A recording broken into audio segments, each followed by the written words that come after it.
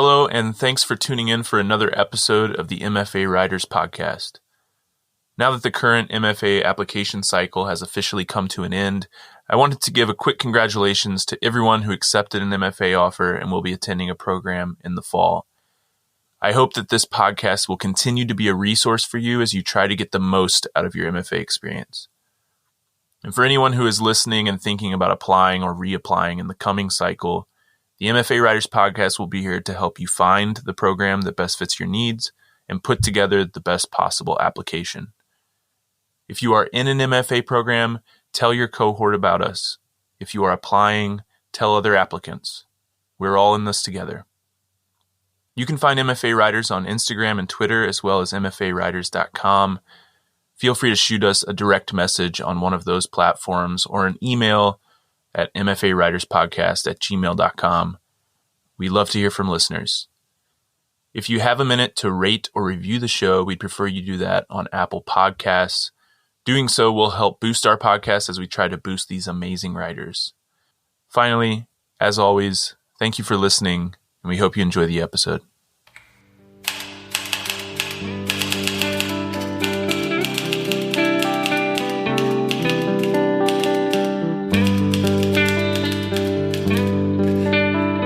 Welcome to MFA Writers, the podcast where we talk to creative writing MFA students about their program, their process, and a piece they're working on. I'm your host, Jared McCormick. Today we've got a special episode for you that I'm really excited about.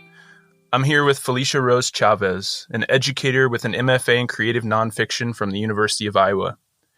She is a co-editor of the Breakbeat Poets Volume 4, Latin Next, with Willie Perdomo and Jose Olivares.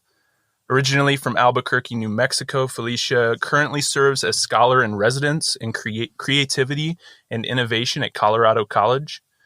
Today, we're going to be talking about her new book, The Anti-Racist Writing Workshop, How to Decolonize the Creative Classroom. And to kick us off, Felicia is going to read an excerpt from the book. At heart, the Anti-Racist Writing Workshop imparts a pedagogy of deep listening. We invest in one another as complex individuals. We confront the voices in our heads that tell us our stories are unimportant. We honor the sidelined narratives of people of color, women, queer, differently abled, and gender non-conforming artists. We listen to one another's writing read aloud in workshop, ever conscious of our body language. We ask questions with the intent to understand instead of retort. We read for craft over content, regardless of our subjectivity, and we adhere to the author's agenda during feedback sessions. It requires self-discipline, to be sure, but cultivating listening in the creative classroom makes us better writers. We're more present in our lives, better able to articulate what it is to be human. The resulting work rings with vitality. I'm offering a new approach for a new millennium. As Audre Lorde reminds us, we cannot fight old power in old power terms only. The way we can do it is by creating another whole structure that touches every aspect of our existence at the same time as we are resisting. The anti-racist model is working. I've witnessed it again and again. Workshop participants thank me for making writing relevant and personal, for allowing for freedom of thought, for establishing mutual trust, respect, and agency, for curating a safe, welcoming environment, for hosting a creative community, for tailoring the workshop to who they are as people, for doing justice to their stories, for reframing the objective from a product to a state of mind, for inspiring them to look at everything differently now. Felicia feels like the future of education, wrote a young woman in my most recent round of course evaluations. How profoundly I want to honor that sentiment.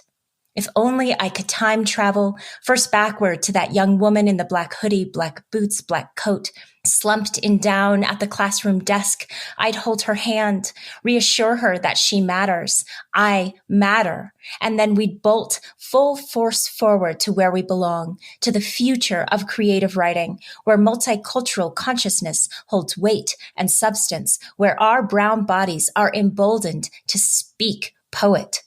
What will it look like, sound like? The choice is ours. Felicia, I'm so excited to talk to you. Thank you so much for being here and for reading that excerpt for us. Oh, I'm honored. I appreciate the invitation to have this conversation. I'm so glad you're here. This book is like a real call to action, which I love, but it's also a memoir of sorts. And I loved reading those parts as well, those anecdotes from your life.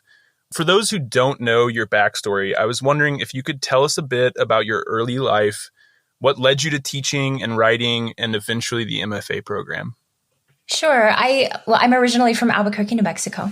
A Southwest child at heart. I took the leap as an undergraduate student to the East Coast, and I started as a first-year student at Wellesley College, right outside of Boston, and it was a tricky transition. Having never traveled, I was from a real insular family community. Most of my folks have never left the state of New Mexico. First generation college student. And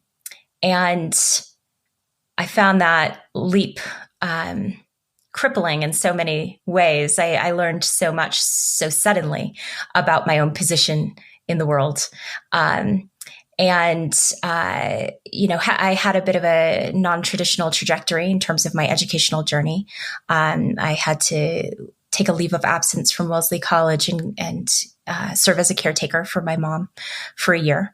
I went back to New Mexico, and then I volunteered for a year as an AmeriCorps volunteer, which really got me into the Chicago nonprofit scene. So here I was leaping again, this time to Chicago, working full time. And at that point, I was able to teach creative writing workshops to high school students at Roberto Clemente High School in Humboldt Park in Chicago. It spoke to my heart. That work was what I was meant to do. The privileged education no longer lured me back. I wasn't interested in returning to Wellesley, Massachusetts. I wanted to stay in Chicago, and I wanted to remain part of this nonprofit scene after my year of AmeriCorps ended. DePaul University offered me the opportunity to take an English major and a community service studies minor, which meant that with every class that I took, be it a math class, a religion class, a history class, I was engaged in 20 hours of nonprofit service work. So I was like crisscrossing that city of Chicago, working in so many different communities, and felt like I had found where I belonged in that sort of service. And it helped me speak a lot of languages at once, and not necessarily literally. You know, I was able to have real conversations with a lot of different communities of people. And so that supplement to my education prepared me nicely to go on to work for the nonprofit Young Chicago Authors. So I did a lot of teaching writing in this nonprofit sector. And by the time I was ready to be a student myself, that's when I transitioned to the University of Iowa as an MFA student. And that's where the book begins, and that's where my story begins. Yeah. So were you writing creatively during this time? You know, I really wasn't. I've always known that I had a proclivity toward writing. It was something that I would get real creative with my turns of phrases in my academic essays, you know, like that was how starved I was for a creative outlet. But I wasn't enrolling in creative writing classes. I took one fiction writing class with Ana Castillo. This was at DePaul University. And she took me aside like a few days later and said, "You're not writing fiction. You need to leave this. You know, you're not meeting the requirements of this class. You're writing nonfiction." And I said, what is that? What is creative nonfiction? It just so happened that someone was teaching that same class at that same time. So I enrolled in a class with Michelle Morano, an alum of the University of Iowa's nonfiction writing program. And it was her at the end of the class who suggested that I apply to Iowa. Well, some of those difficulties that you alluded to earlier, you go into a little bit more in the book, which I think just add a lot of context for the anti-racist writing workshop model. And then, like you said, you start at the book at Iowa, and that doesn't go particularly smoothly either. And as I was reading it, I kept thinking about Sandra Cisneros, who said she became a writer despite attending an MFA program. She really talks about it like she's a survivor of her MFA experience. And you both attended the same program at Iowa. So what did you hope to find when you attended the MFA, and what was the reality? I needed, when I selected Iowa as a school to apply to, I applied to one school. It was because there were 9 full-time faculty members there at the time. I did not note to myself that it was 9 full-time white professors in a majority white program. For me, it was about the offering of genre. It was the breadth of the program was so expansive.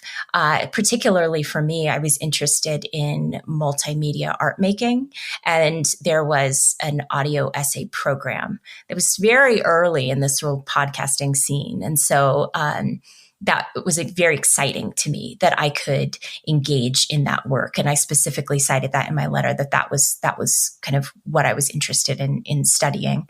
I also wanted to be a student. As I said, I mean, I did a lot of teaching of writing. And that's because I'm a reader. I'm a dedicated reader. I love to read, and I read across the spectrum. There's nothing too lowly for me to, I'll read give me a cereal box and I'll be happy. A pint of ice cream and a cereal box to read at night, and I'm happy. And so I think it was through reading that I really taught myself writing. And so I wanted just to learn the craft. And when I arrived at my MFA program, it was at such this caliber of within my cohort of these other well-established writers, that they were so far along in their writing careers that they were very much focused on like publishing. This was just a couple of years to dedicate to content creation, like it was about them working on their books and setting aside that time for them. They weren't necessarily as dedicated to this study of the craft as I was hoping to gain from that experience. And I did quickly find out that no one was going to teach me the craft of writing. That wasn't part of my study. I also quickly learned that I wasn't going to find writers to emulate who were representative of me, who reflected my own identity or my own trajectory, even as a working class writer. And so the canonical kind of emphasis of these white male writers was pretty heavy-handed and disappointing. So on 2 fronts, I felt a little let down. That's on top of feeling alienated, moving to Iowa City, as a person of color. And lonely, and definitely very, very cold. So, it was a tough run. Well, one thing you talk about in the book is how you channeled some of that disappointment that you felt about the MFA program and the system in general into action. You formed a student diversity committee. You advocated for the emergency hiring of a professor of color, and you co-founded a new elective class focused on contemporary writers of color. So tell us about that early advocacy experience. What did you learn from it, and how did it shape the person and the writer you are today?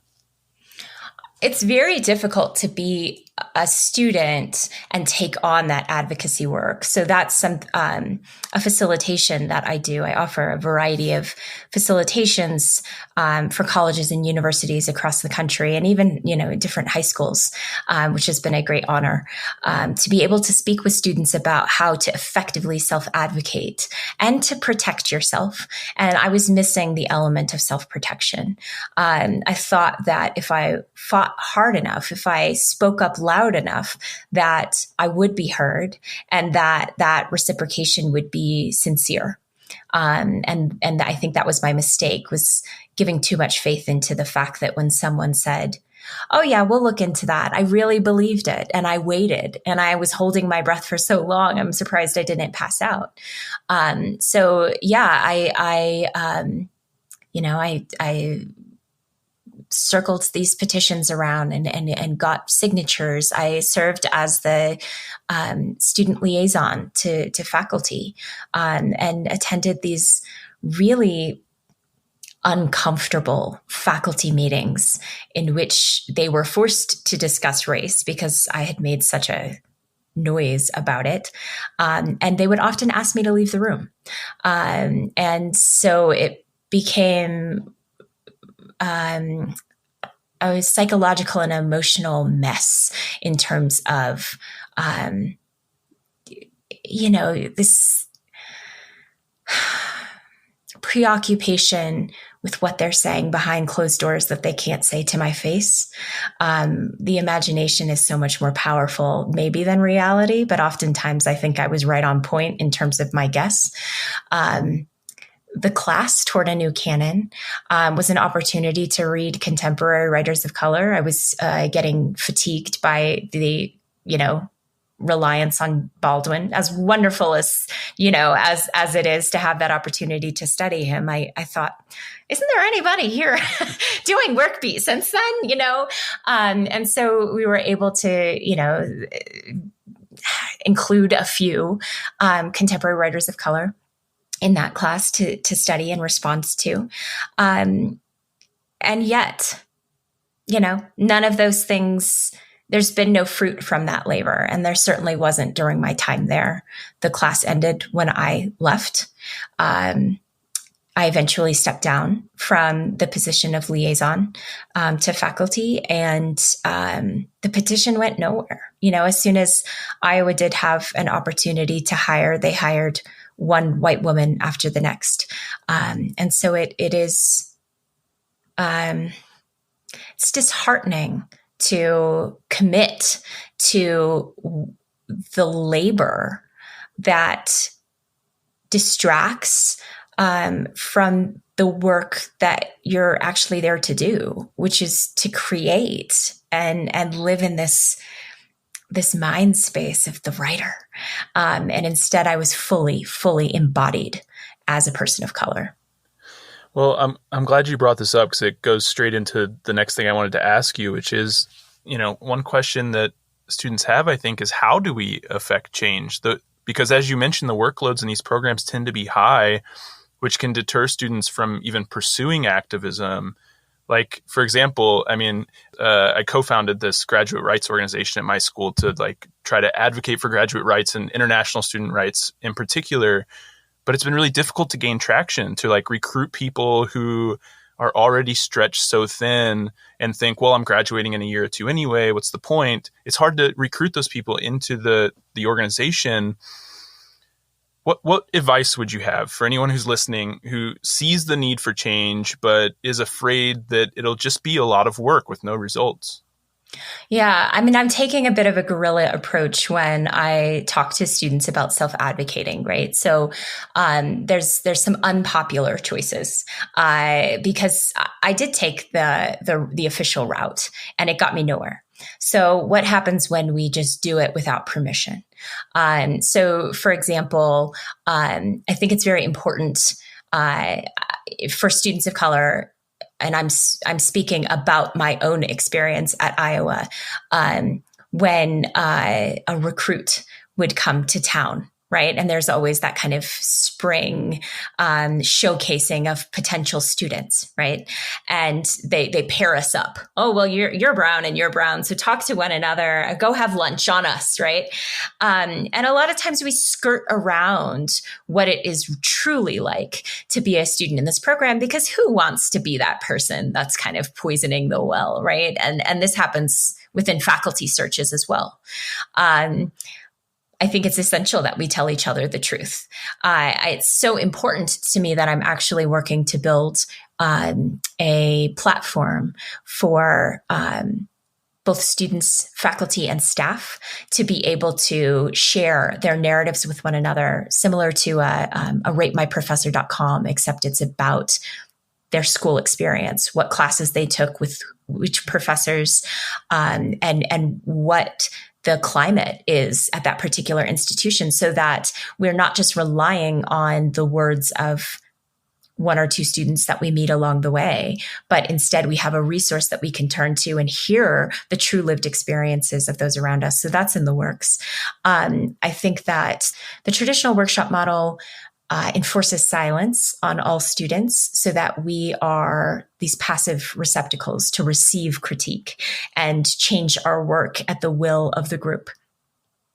Instead, I ask that students first include what I call an artist statement at the beginning of every piece of writing that they turn into workshop. This is a silent strategy, and yet they're still able to have voice, right? So they're writing about what they felt was successful about the piece, what was challenging, writing about a future vision, recognizing that this is a work in process and not a final product ready to be published. And finally, articulating the questions that matter most to them. I encourage, about 3, because I think that's about enough for workshop discussion, but pointed questions that they want feedback on so that their readers experience that letter as the first page of their draft and then go on to experience their work with the writers, artists, whoever you are, musicians' voice in their head. And lastly, I advocate, this is the list I'm offering today. There's many strategies, but lastly, I advocate that we take over and we speak when we need to speak. So if the policy in class is that you do not speak, get in trouble for speaking. Just talk during your workshop. If people are wasting time by saying something, or advocate beforehand. Hey, everybody, just letting you know that my workshop today, I'm going to speak during the workshop. So let me lead you through this experience. And if the professor says, that's not how we do it, but that's not the way, that's how I'm running my workshop today. Or if you feel more comfortable, talk to the professor in advance, and let them know. Don't ask permission. Let them know this is how I'm going to run my workshop because I need very specific feedback. I want us to take over and force the change if it's not happening. I love that. My next question was going to be how do we break through the barrier of this structure of power in administration and in professors and classes when most of them just want to kind of manage the situation, as you say in your book, or wait you out, knowing that, you're only going to be here for another year or two. So let's just manage this situation until this person's gone and then just keep doing things the way that we're supposed to do, or rope them into doing it the correct way, establish an organization the correct way through the proper channels. And then that just slows down the process until these, loud people are gone. I love the idea of just doing it. Maybe that's the way to break through the barrier. Just do it. It has to happen now. There's no more time. It has to happen right now. And I'm working with faculty in facilitation, sometimes with entire departments who are despairing at these eloquent, gorgeous letters from their students demanding change. And they're like, okay, but what do we do? What specific actions do we take? Right. And so as many actions as I lay out, it's still ultimately their choice. They're picking and choosing what feels most safe to them. What's the least risk that they can take in order to satisfy quote unquote anti-racist action, when instead it's the whole agenda taken cumulatively, right? We have so many responsibilities toward one another that just to, take on one aspect isn't enough. And so I encourage that boldness, not only in our faculty, but in our students as well. The more we continue to say it over and over and over again, I want an anti-racist writing workshop. I want to provide an anti-racist writing workshop. The more it will become normalized for us that we're decentering whiteness and instead we're allowing for the lived experiences of all our students. And my goodness, it's 2021 and I have to say that. Yeah, exactly.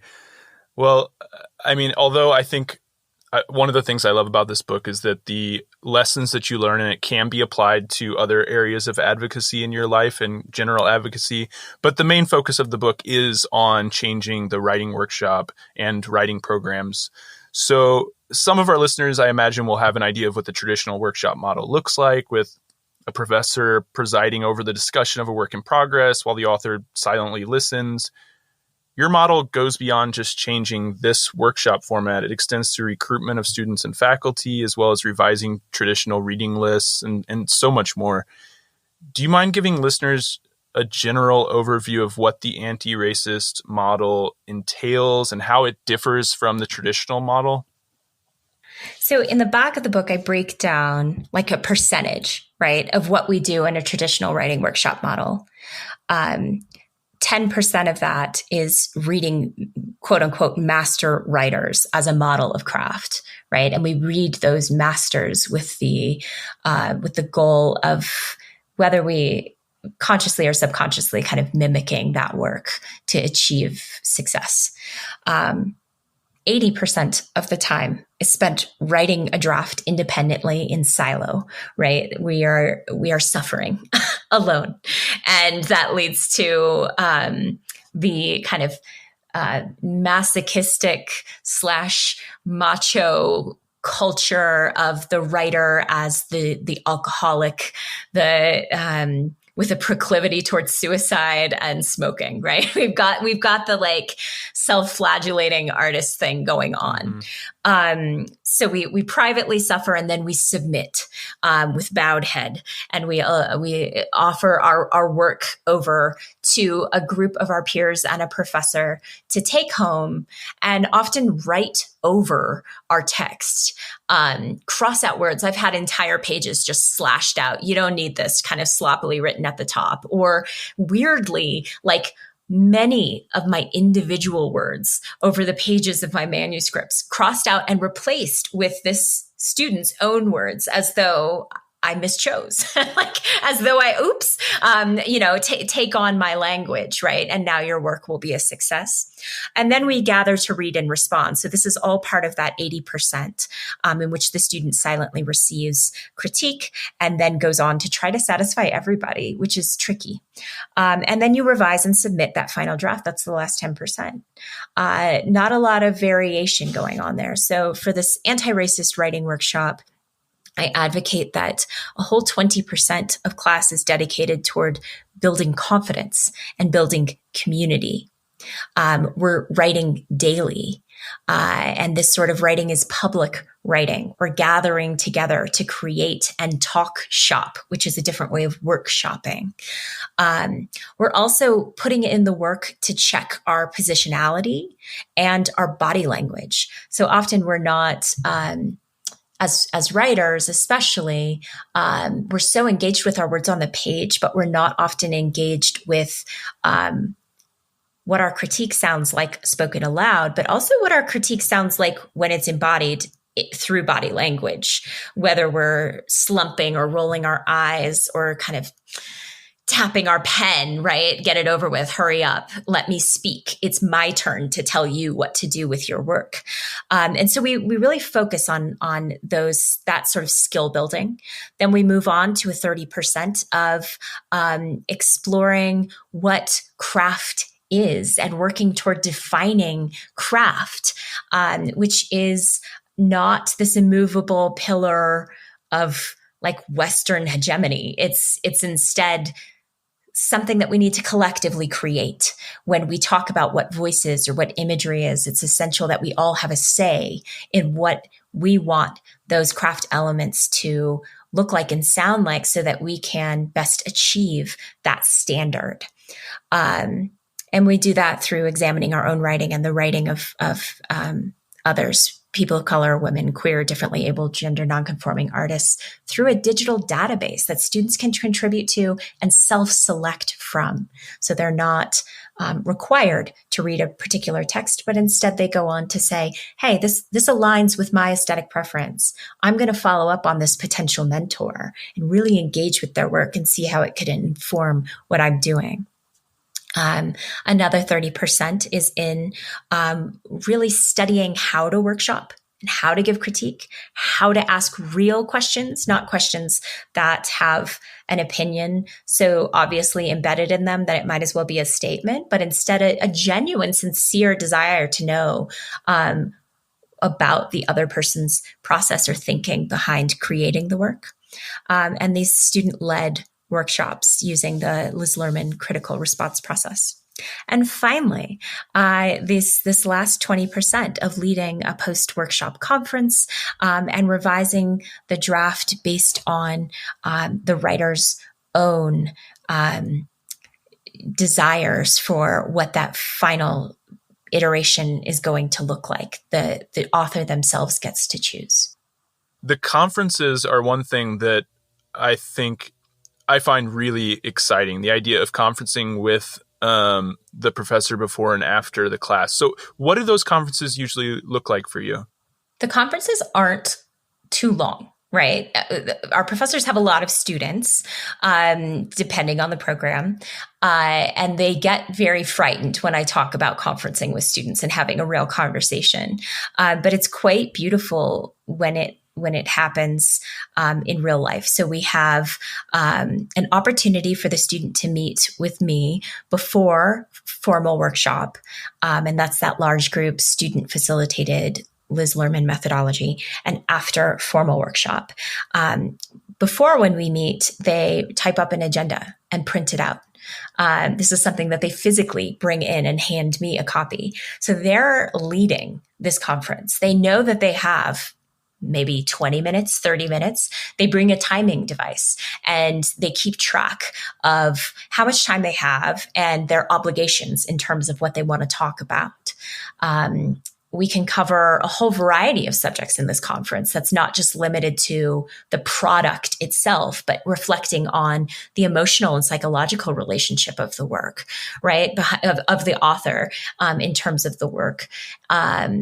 We then proceed, once our 20 minutes is up, to do a quick workshop of the conference. How did it go? Did you get what you wanted, right? Is there something that you want to change the next time that we meet so that you feel better satisfied with our exchange, right? My purpose is just to answer questions, be in the moment. I'm not prepared with anything to say to the student. I'm looking at the agenda on the spot for the purpose that I'm not trying to control that student's work. If I had their draft and I came prepared with everything I wanted to say to them about that draft, it would be a very different exchange. Instead, I'm serving as ally in that position and truly working to answer each and every question that they pose toward me about their own work. The post-workshop conference reflects on that formal critique and their own feedback session, how they thought it went, how they might improve it for the next student, which is a really beautiful gift that we give one another in community, and that we're constantly improving and growing upon the previous experience. And allowing them space and time to articulate what it is that they want to do. So I received all of these notes, but I'm going to choose these two things that I'm going to pursue in my revision.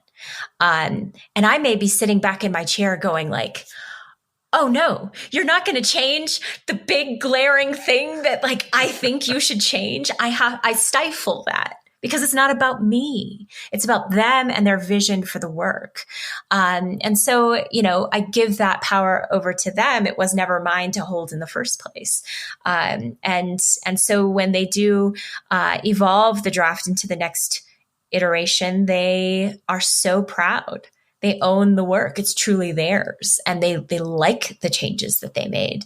And so the conferences are opportunities for me to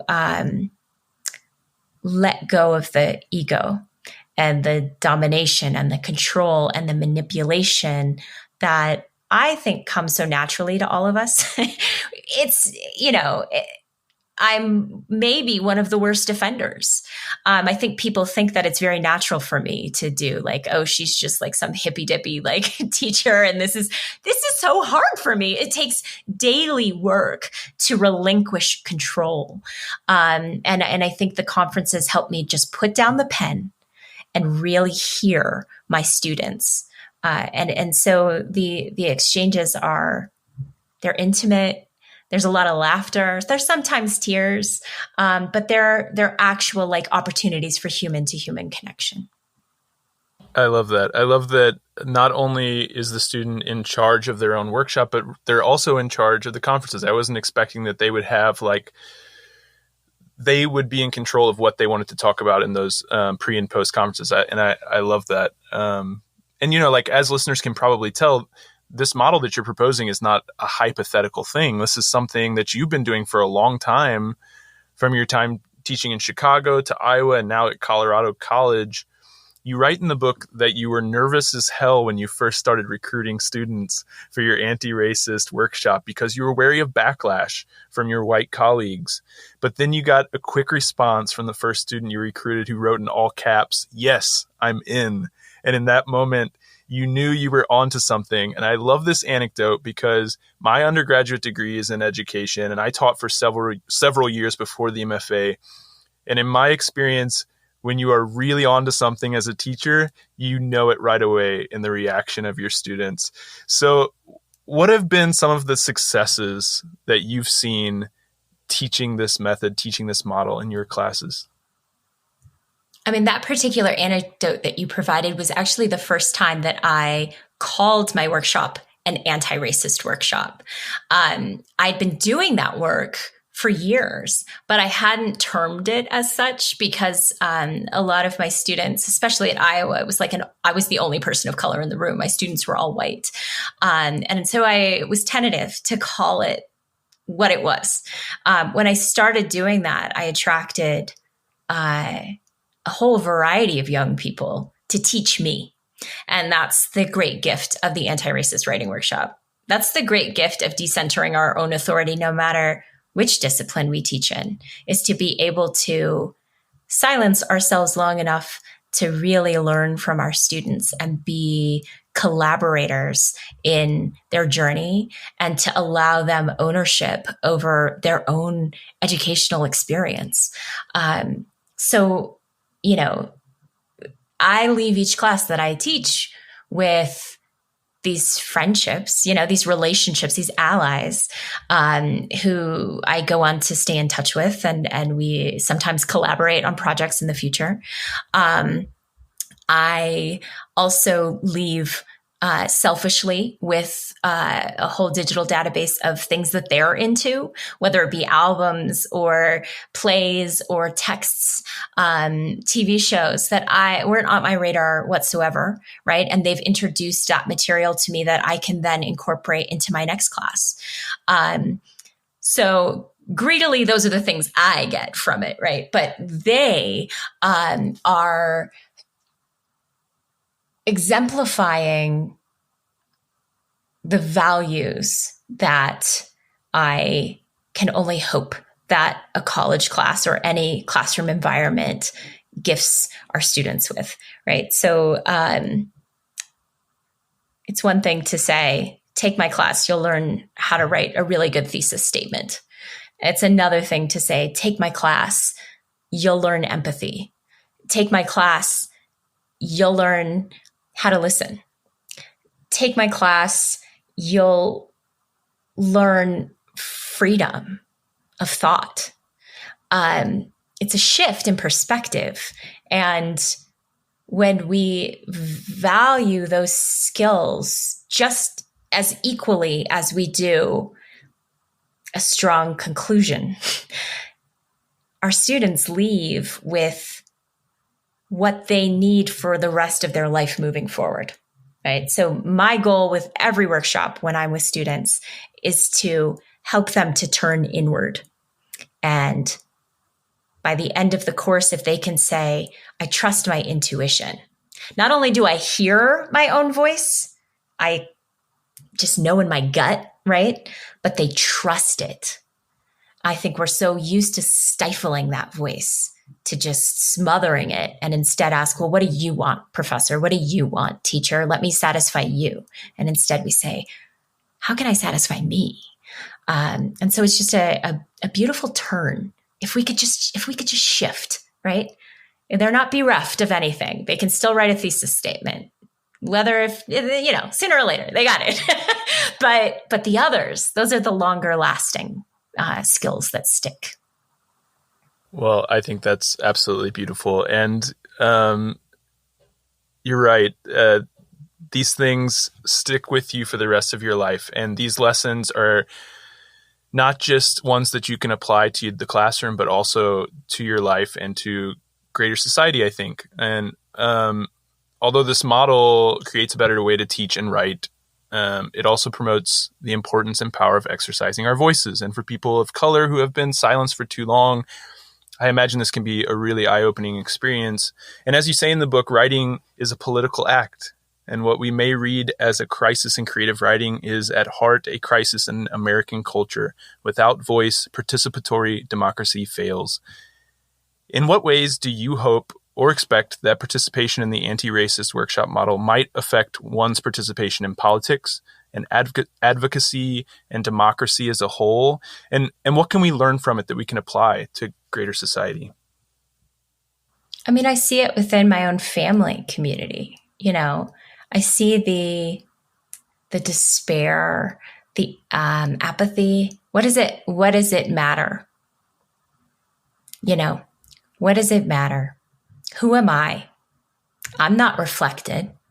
I'm not represented. It does matter, right? And I hope that in allowing our young people in mass to honor themselves, to know that they have value as is. They don't need a white professor, a white curriculum, a white mentor to give them value. The trust in their own power can be revolutionary. So if we build that up over time, we've got a generation of young people of color who might very well start making some more demands outside of those official channels. They might very well make some progress in terms of their own representation in publishing, in newspaper articles and books and plays and our collective culture, as well as the political realm, right? We see AOC up there, exercising that voice. And how exciting is that when the rest of us are like, you can't say that. You can't say that outside of the house. We've all been saying it, but we don't say it publicly. We don't make a career out of saying it. But what if that generation goes on to make a career out of saying it out loud and demanding it, that we change, that it's time? So that is my long game with this project. It's that there's opportunity for revolution here. I just spoke with a group of K through 12 educators last night who asked me if we can adapt this book to especially the K through 8 realm. And I expressed my late night fears of my own third grade son, who's tested, who has to endure these standardized tests. And I say, but are we doing them a disservice? If we shift that value, if we shift the skill sets that we measure within our own classrooms, and yet they're still forced to endure these standardized measures of their own success, right? Is there a disparity there? Are we failing them somehow? And these educators looked at me like I was crazy, and they were like, "Why are you submitting to a white supremacist standard of educational testing? Why?" And I thought, "Oh my God, you're absolutely right." They said to me, let's do it. Let's do it now. And the young people that we touch today are going to be the ones to overturn that standardized testing. Let's put it in their hands. And I thought that was beautiful. Well, you had me getting a little emotional there in the middle of that answer. But I think just the last year, really the last 4 or 5 years have been so tough for so many people that just hearing a really awesome voice like yours saying like, we can do this, there is hope, we can make change, is just, it feels really good.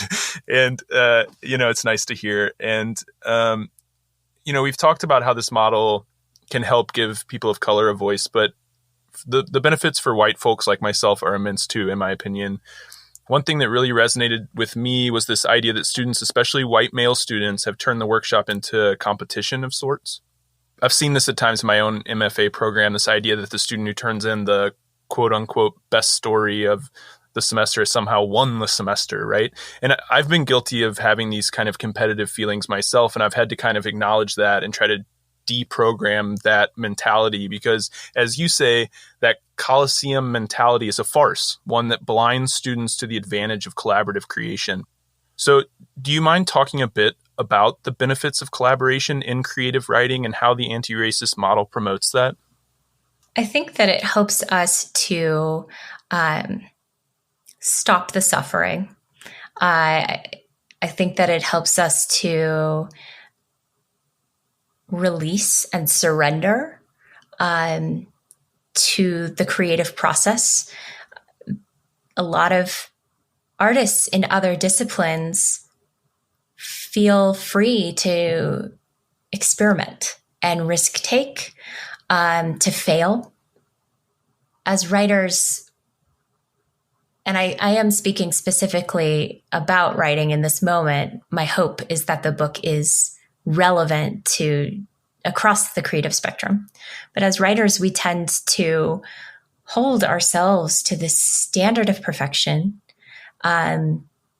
to risk take, experiment, and fail is impossible.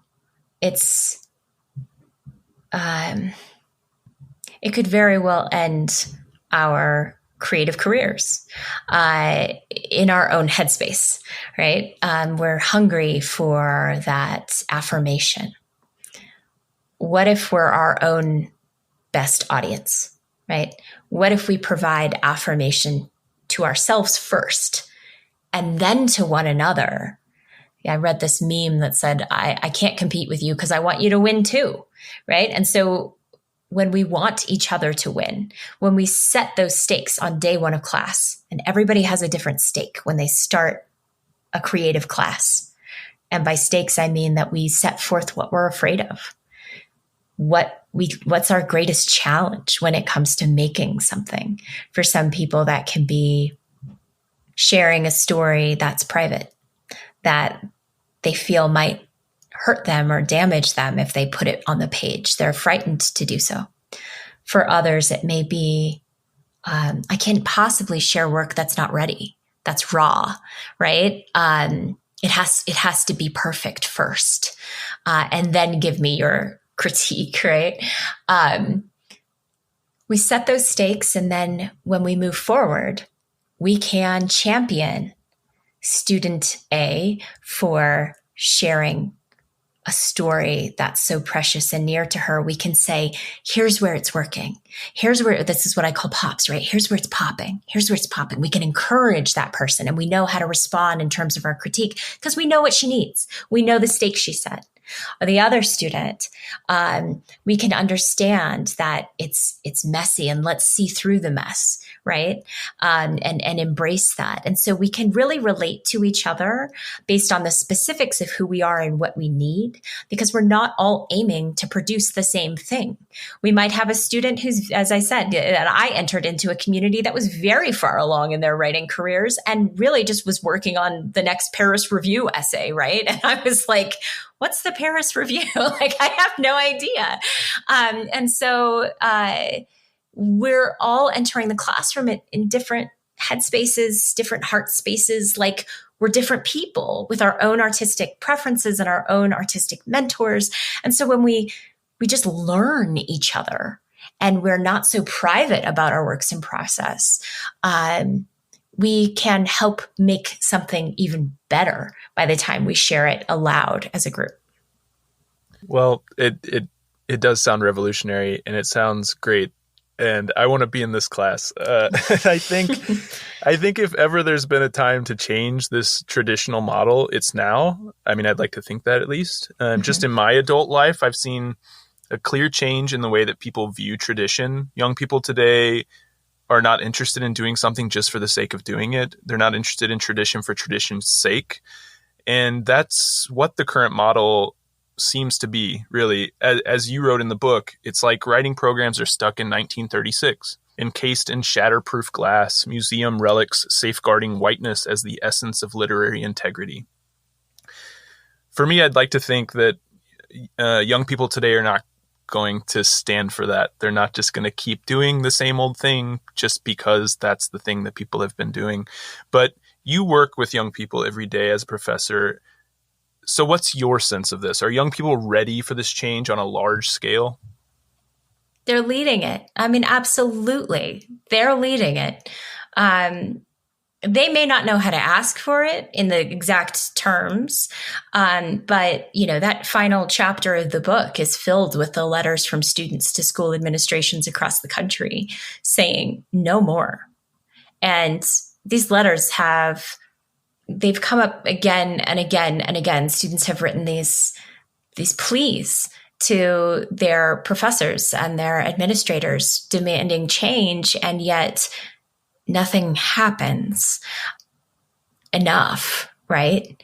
And they feel it and they know it. And so when you offer them change, it's astounding to them. It's a gift. It's amazing. It's not what June Jordan calls deadening, right? We can survive school without it killing us. And they go on to ask that of future professors. They go on to say, hey, I tried something in my last class. Can we try it? And the more that they speak up in that way on a daily basis, that's what I call everyday anti-racist action. Our students will lead us, and we need to catch up, not only to their desires, allowing them to love what they love and speak the way that they speak and be their authentic selves, but to follow their lead in terms of adapting our methodology to meet the moment. That's clearer than ever in this moment of remote learning, in which professors are scrambling everywhere to say, how do I talk to my students as human beings? Like, they're clearly suffering and I don't know how to connect with them, because that's not my mode. I just show up as the expert and teach them. I fill the empty receptacle. So when we switch our orientation and really aim to build that community and those connections with our students, we're giving them permission to teach us and to grab our hand and allow us to follow. Well, Felicia, you've got my vote. I love it.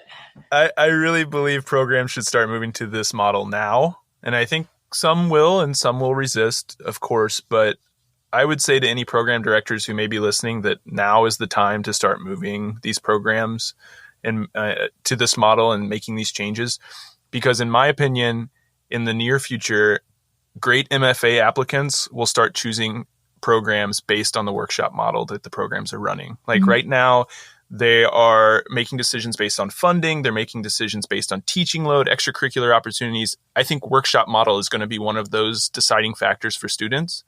And the programs who embrace it and move forward are going to be able to recruit great writers who want to be there. So what would your message be to any program directors who might be listening, wondering whether or not they should make this change, or whether they should just, do a little bit of it, or maybe just put it off and see what happens? It's time to risk something different. The demographic is shifting. Students are becoming more vocal. And I aim to make our students' experience as transparent as possible and our faculty's experience as transparent as possible. That's kind of the unspoken of this book, right? Is how many faculty of color are buried under the extra labor of doing this mentorship work. When we make those stories transparent, it's only going to put the pressure more and more on changing the culture. I like to say that risk is the precursor to innovation, and it's time to take the risk.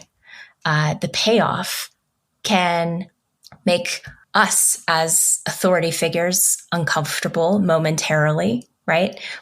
But every student who comes into our classroom thereafter, that much more comfortable to own their educational journey. Thinking of it in those terms, it makes it absolutely worth it.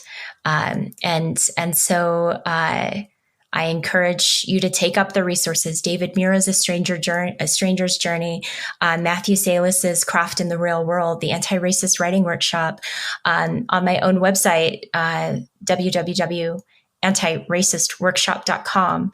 Under the resources tab, there's a growing list of contemporary writers of color across genre, including really progressive publishing platforms. I call it a living doc, but it's really just like a Google Doc. I like the fancy term that anybody can add to. And it is a resource that I want to share so that when students of color like myself, this happened to me in graduate school, are put in the position to say, well, fine, if you want to diversify the curriculum, who do you suggest we read? Right? And it's not on us to tell you how to educate yourself. So instead, this is a resource for our educators to turn to and say, how can I work my way through this list to broaden my own understanding of what craft is, and then reflect that in my own teaching. So take the risk. The payoff is worth it. And if not, it's going to push you up. Before we go, do you mind just reminding listeners where they can find you and your book? Absolutely. So please access the website. As I spoke of before, you can reach me via email. You can also access that resource list of contemporary writers of color, www.antiracistworkshop.com. I'm also on Facebook and Instagram as Felicia Rose Chavez, and on Twitter as Write Anti-Racist. Thank you so much for stopping by and chatting with me. This was fantastic. Thank you. It was my pleasure. I feel really happy to have this conversation. So thank you for your time.